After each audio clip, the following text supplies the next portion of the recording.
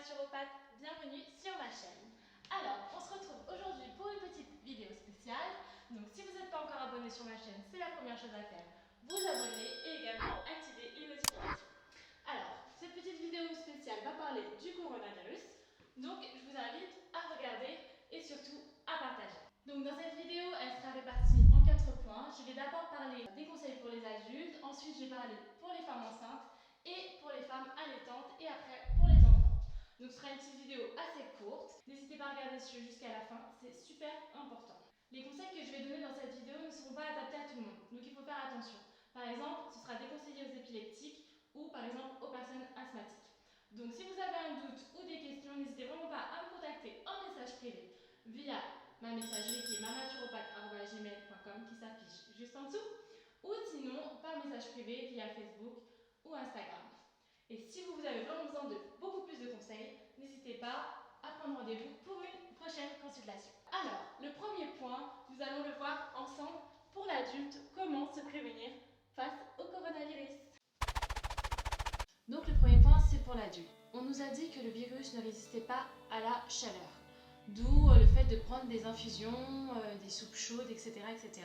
Donc je vais aller dans le même sens, je vais vous conseiller de prendre des infusions. Mais pas n'importe quelle infusion.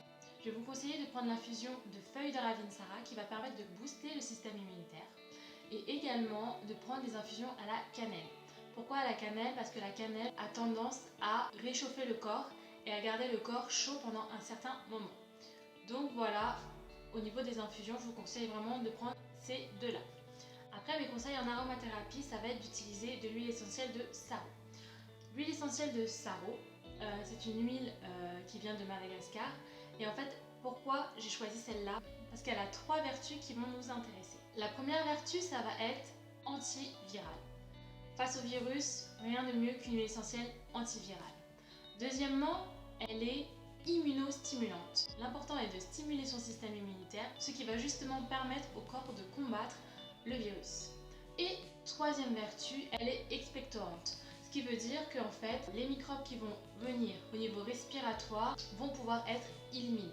Donc par voie cutanée, je vous conseille de prendre l'huile essentielle de Saro.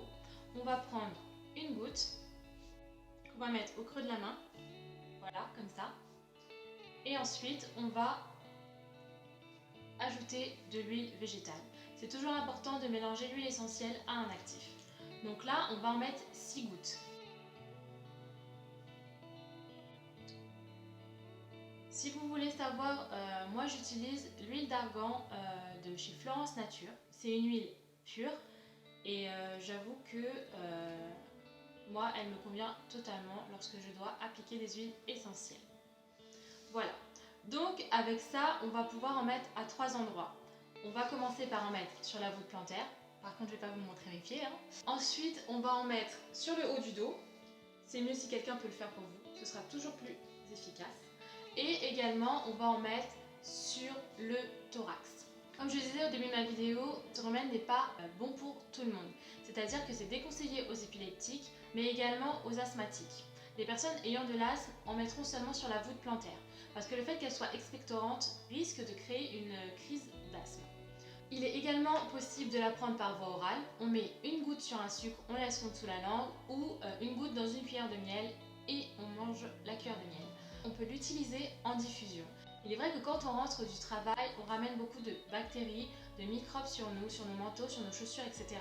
Donc purifier l'air de sa maison, c'est très important. Donc si vous avez un diffuseur d'huile essentielle, vous mettez des gouttes de Saro dedans et vous laissez tourner dans la maison pour purifier l'air et éliminer les virus. Par contre, elle est déconseillée en diffusion s'il y a un enfant de moins de 3 mois et s'il y a une femme enceinte de moins de 3 mois. Si vous utilisez l'huile essentielle de Saro en prévention, par voie cutanée, vous le ferez 2 fois par jour. Si par contre vous êtes atteint du virus, je vous conseille de le faire 4 fois par jour. Le traitement va durer 3 semaines, après on laissera 1 semaine sans rien faire et ainsi de suite. Vous pouvez alterner si vous le souhaitez avec voie cutanée, voie orale ou tout simplement juste la voie cutanée. Deuxièmement, pour les femmes enceintes. Les femmes enceintes peuvent également utiliser l'huile essentielle de Saro, hormis les femmes enceintes de moins de 3 mois. Si vous êtes dans ce cas-là et que vous voulez plus de conseils, n'hésitez pas à me contacter en privé. Cependant, elles éviteront de le mettre au niveau du thorax, au niveau du dos, mais seulement sur la voûte plantaire qui est en dessous le pied. Elles pourront également utiliser l'huile essentielle de Ravinsara, qui a également pratiquement les mêmes vertus. Elle va être immunostimulante. On peut mettre une goutte sur chaque poignet et respirer quelques fois comme ça dans la journée. Ça va prévenir face au virus. Cependant, j'ai quelques conseils au niveau alimentaire pour les femmes enceintes. Je vous conseille d'éviter de manger trop de produits laitiers qui risquent de baisser justement votre système immunitaire et au contraire de faire une cure d'aloe vera qui va permettre de rebooster la flore intestinale, ce qui va permettre en fait à votre système immunitaire de remonter. Car il faut savoir que 80% du système immunitaire se trouve dans l'estomac, d'où l'importance d'avoir une flore intestinale en pleine forme. Donc voilà, faites vraiment attention à votre alimentation, surtout en temps d'épidémie. Généralement, les femmes enceintes ont énormément d'envie, c'est pour ça que je précise de faire attention. Je ferai prochainement un post sur Instagram pour donner justement tous les aliments qui permettent de booster le système immunitaire. Donc n'hésitez pas à me suivre sur Instagram. De plus, si vous allez accoucher, ou même lorsque vous accoucherez, si on est toujours en période d'épidémie, je vous conseille vivement d'allaiter. Si de base vous ne vouliez pas, je vous invite à y repenser parce que franchement l'allaitement va préserver votre enfant face au virus comme vous lui transmettez votre système immunitaire. Troisièmement, pour les femmes allaitantes. Pour les femmes allaitantes, si vous êtes atteinte du virus, surtout n'arrêtez pas d'allaiter. Au contraire, continuez à allaiter, ça permettra à votre enfant d'avoir vos anticorps face au virus et le préservera plus que si vous arrêtez. Deuxièmement, si vous êtes femme allaitante sans le virus, bien évidemment, et que vous pensiez à sevrer votre enfant, je vous conseille de retarder le sevrage en attendant de voir comment évolue l'épidémie et les risques encourus pour tout le monde. Et bien évidemment, pour les femmes allaitantes, vous pouvez également utiliser les conseils d'aromathérapie des femmes enceintes. Donc ce sera seulement sur la voûte plantaire, absolument pas à mettre sur le thorax, sachant que bébé va être allaité. Au niveau des infusions également, vous pouvez prendre des infusions de feuilles de Ravinsara ou de cannelle. Maintenant, quatrième et dernier conseil, ce sont pour les enfants.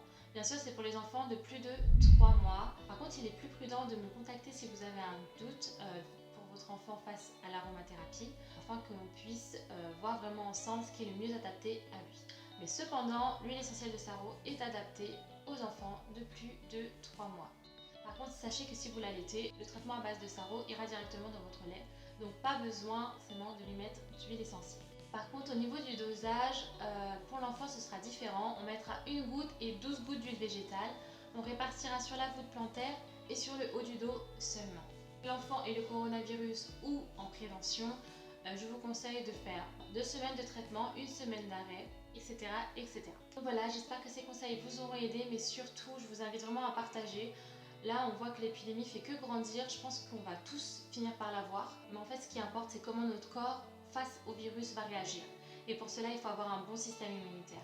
Donc franchement, partagez au max pour que tout le monde puisse essayer de se prémunir face au virus. En tout cas, si cette vidéo vous a plu, n'hésitez pas à liker.